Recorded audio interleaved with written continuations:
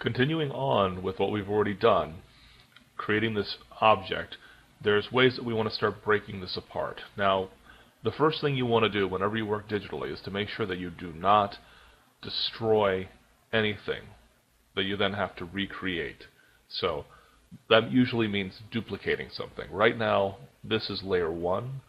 We can duplicate this layer by right-clicking on this and selecting duplicate layers. And now I have 2 layer 1s. Now, within the layers, you can double-click on them, and I can call this here David. And this one maybe I will call do not delete. Do not delete, just to tell myself what not to do with that, right? Just like anything in Adobe, you're able to click over the edges of these things and modify them. So do not delete is now visible. I might take David a step further and go ahead and choose to duplicate this layer as well, and then I have David copied. Just like in other programs such as Photoshop and Illustrator, you can lock layers, you can make layers visible or invisible. You may or may not use this outline tool very much, but the neat thing about this outline tool, if I click here at the top and make it all outline, is we can see roughly how all of this is built as artwork at this point. So I can just modify this however I want.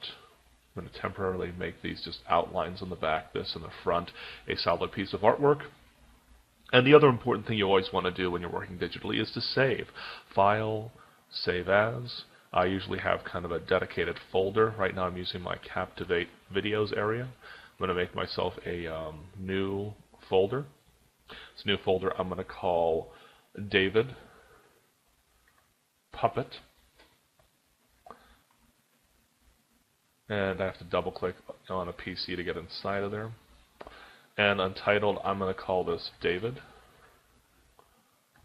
Puppet, P-U-P-P-E-T, 001. I know I'm not likely to go through more than 999 versions, probably not even 99, but force of habit, save that as a Flash document and save it. And boy, is that going to save our minds later on. So we've got that all set up.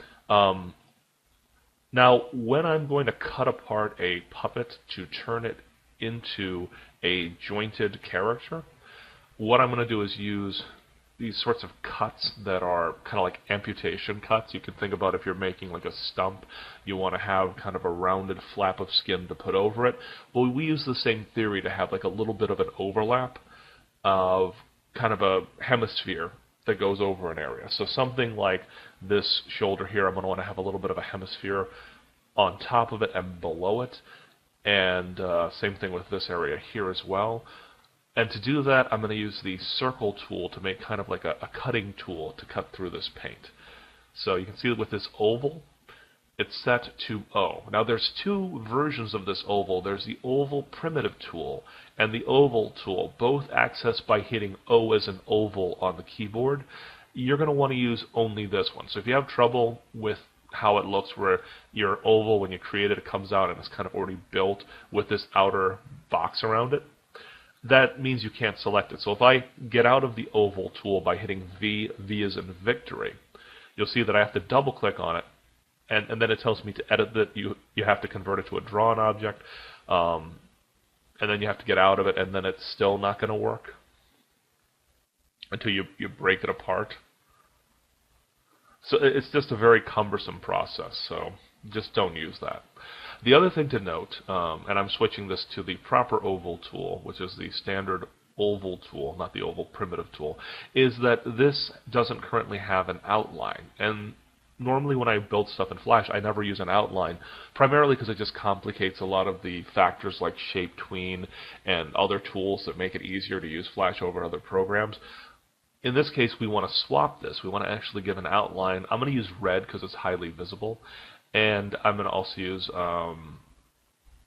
nothing for this. You see that nothing, when you select that, it is this slash through white. Right now my stroke is only at about 1. I'm going to knock it up to probably 3. I'm just using the slider there. This is the properties window. If you don't have a properties window, just click from here to here. If at any point you find that you're missing any of your tools, you can always go up to where it says Essentials. We are using the Essentials template for this project. You can go and select Reset Essentials, and it resets it to the factory defaults, which is always helpful. Now moving on, what we're going to do is we're going to create a series of kind of cutting tools here, and the way we're going to do that is the same way how we used the modification transformation tool earlier. We're going to hold down the Shift key to keep our circle consistent. We're not going to lose our form of the perfect circle by doing that. So we've got that. And what I typically do is I will set up a series of these. I won't use just one. I'll use multiples and save them to keep these tools working well for me. So I've got that set, so I'm going to hit Command D to duplicate it. While this is still highlighted, you want to move it. You don't want to move this if it is not highlighted, because if you move it when it's not highlighted, what's going to happen is it's going to click down onto the paint beneath it, and it's going to reshape it. So just remember to keep it that way. And we're going to want to kind of eyeball what we're doing. When I say eyeball, I can kind of see the shape of this shoulder that I want to remove, and I'm going to make sure that I don't cut off less of it or more of it than I want. So you may have to make more than one cut. The other thing is I'm going to duplicate David.